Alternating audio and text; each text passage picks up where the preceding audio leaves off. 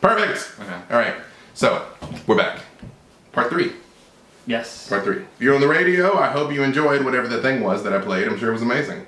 And if you're here on video, you should keep watching on video because we're saying important words.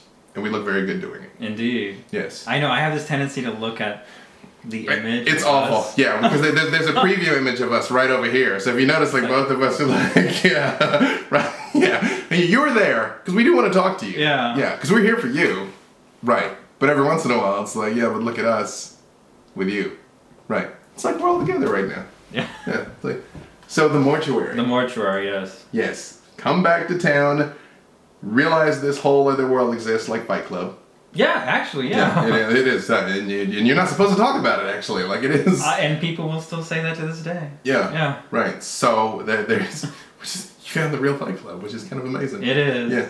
But but you're still trying to figure out what to do. Right. Because I'd come back. I was in Reno, and I really, really missed Los Angeles because I want to be a writer, and that's where everything's happening. That's where people are, and you can't be seen in a place where no one is looking.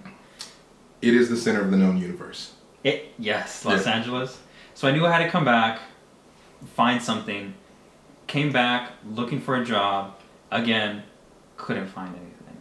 It was tough. Even with that Red Cross experience, it was still real tough. And I was really looking at the Santa Muerte, doing research. I had gotten the book by this time and starting to write that. And then during my job search, I saw something for a mortuary, which normally I would have just, zipped on down that line. But no, I caught my attention because, I was in the focus of death and mortuaries and Santa Muerte and cults, that it really stood out. And I noticed it. And I thought, you know what? I'm just going to apply to this. Why not? Oh, and it's the mortuary. It's actually right next to my house. What a coincidence. It's like half a block away out of the entire world.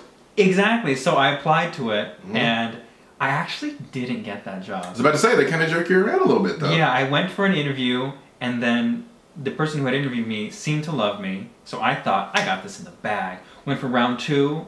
And the first person I had the interview with was advocating for me like crazy. Like, oh, he speaks Spanish, so he can deal with Spanish clients. A lot of Spanish-speaking corpses in the mortuary.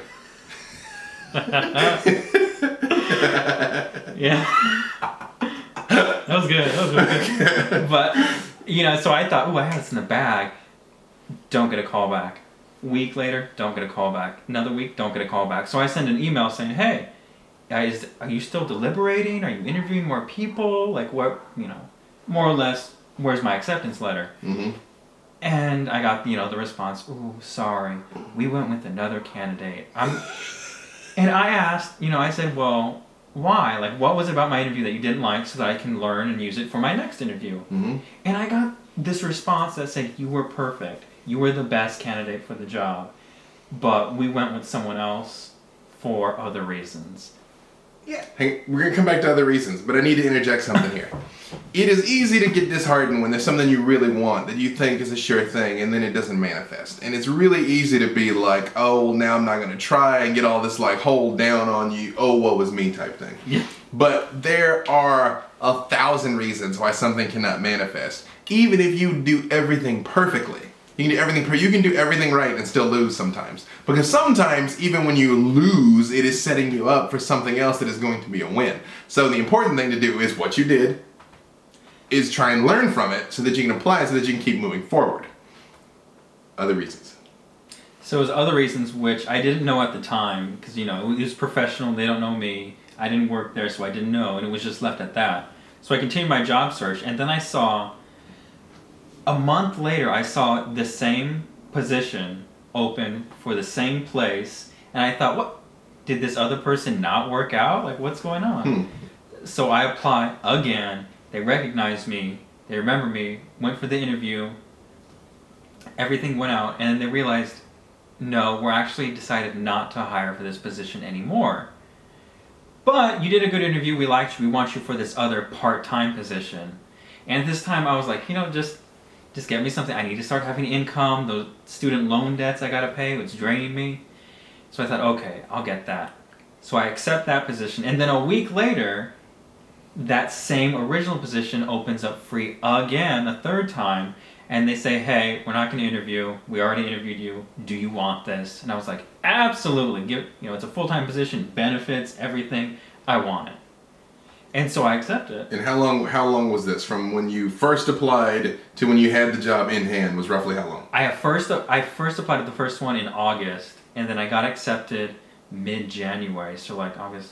Almost it's like almost 6 months, more or less. Yeah, kind of, yeah. Yeah. So that took a while. But there was many opportunities you had to just be like, F this, Yeah. When they didn't call the first time, you didn't have to apply the second time. You didn't have to take the part-time position when you wanted the full-time position. So it was a very twisty, detoury route. Oh yeah, it was. To where you were trying to go, It was frustrating, but I just kept on it. It's all you can do.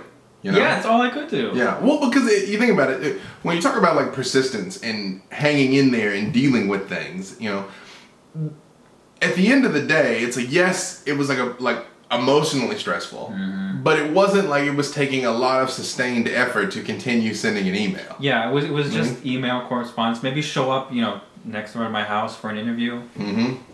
It wasn't that time involved. Mm-hmm. Mm-hmm. And I'm astonished. Actually, I'm not astonished anymore. Not really. But I used to be astonished by the number of people that would say things to me like, I want a new job. And then I would say, well, how many jobs did you apply for yesterday? And the answer is none. How many jobs did you apply for last week? And the answer is none. And say, I want to meet somebody new. Well, are you going out? No. Are you on any dating websites? No. Did you ask any friends to set you up with people? No.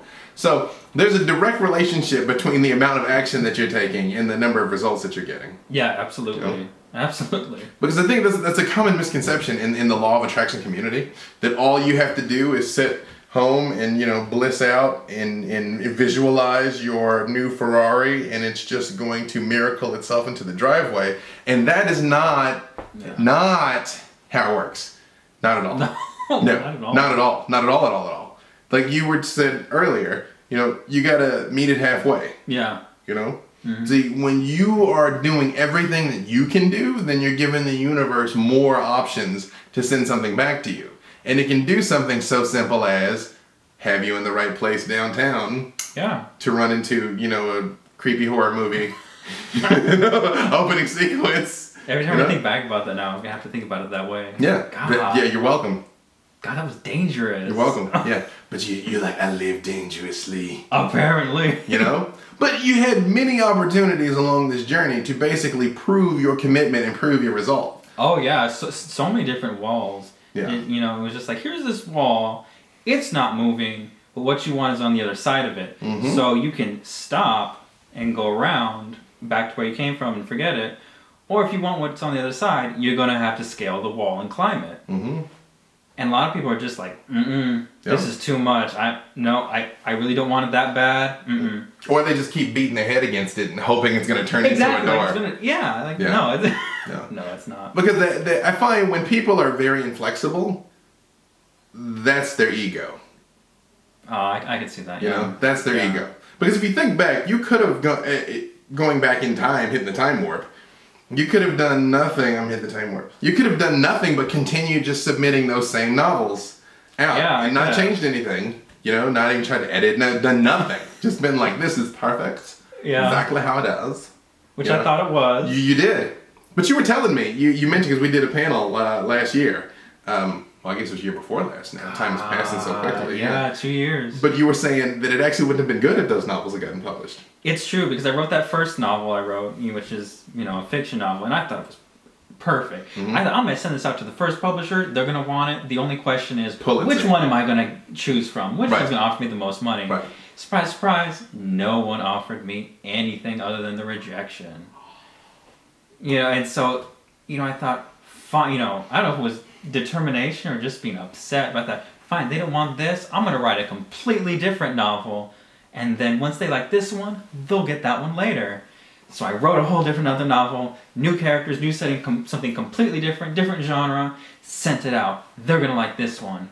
No, same thing. Nope. And so, I would go and I would change it. Well, some people only want the first paragraph. Let me fix the first paragraph. let me change the title to see if they recognize it in all these different, real, not desperate, but just like, this is going to happen. I need to change it to make it happen kind of path. And then this Santa Muerte thing came up out of nowhere, sending in a new revised edition of my first books. And from what I've learned, as you were saying from this, the promo book, as I learned from writing this and actually, writing it with a publishing house and what they want and what they're looking for and having an editor, I look back on those books that I pitched to them thinking, oh, these are perfect. No, there's actually a lot that needs to be fixed about this, especially if you want it to sell, especially if you want to catch people's attention. Not just the editors who you're sending it to, but once it gets out there, is it going to have legs to run and sell properly? And it didn't. I look back on it, I'm just like, thank God that wasn't my introduction to the world as a writer, because that would have looked so bad, so unprofessional in a way. It looked like someone who wanted to be a writer rather than a book written by a writer, if that makes sense. He just said something important there. Would you mind repeating that, please? That's important. The book I wrote read like, a book I wrote, right? Let me think about this real quick, because I just said it off the cuff. Someone who wanted to be a writer. Exactly. It's read as, it was written by someone who wanted to be a writer, as opposed to a book written by a writer.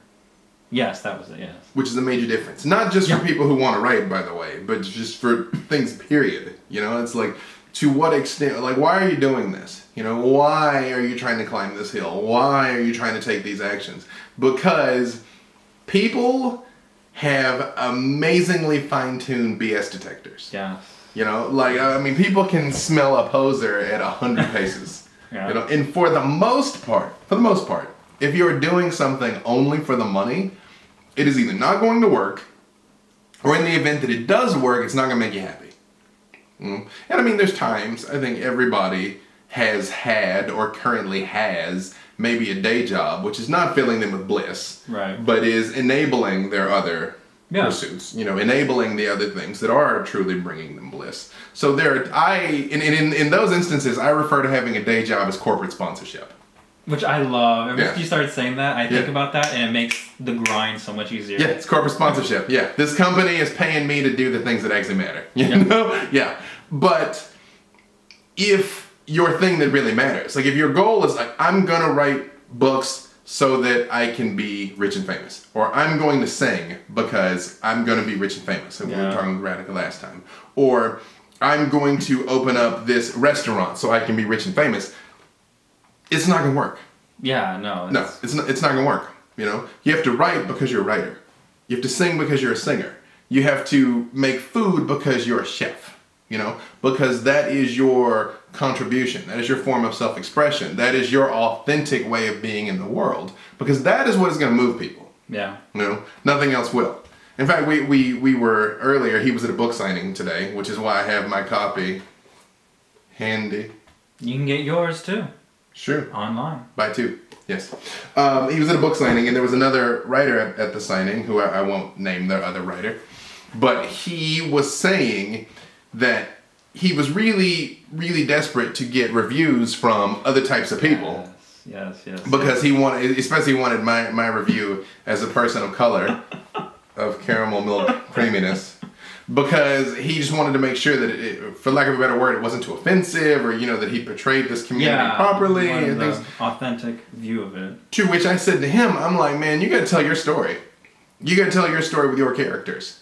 And whether or not I like it, or whether or not 1,000 people like it and 1,000 people don't like it, is irrelevant. If this is the story that you had to tell, then you had to tell it. Period. Yeah. If you're operating out of a place of authenticity. And even operating out of a place of authenticity doesn't necessarily mean you're going to suddenly make $50 million doing it. Yeah, no. But it means you will enjoy the process, and you will feel fulfillment in the process. And fulfillment sometimes shows up with money, but it is not at all the same thing as money. Yeah, those are different, for sure. Yeah. I know a lot of unhappy, very rich people. Yeah. And I know a lot of very fulfilled, not so rich people. It's true. So, let me see I think we can stop the video, we'll talk a little more on the radio, and just have a chat. That's you know, cool. and stop distracting people with all of this. Yes. So I will leave the end of this to you. We will bring the camera in. I'm not even going to be in it, so you can leave the people with whatever you want the people to know. There we go. A little shaky. Sorry, people. There you go. Yeah, if you like what you saw, you know, feel free to message me on Facebook. You can follow me there about this book and other works and books to come, which are set for this year, 2016. That's true. There are sequels coming. There are sequels coming. And yeah, so contact me on Facebook, www.facebook.com/my name, Tomas Prower, which is TOMASPROWER. And if you like the book, which I'll hold up again one last time. Yes.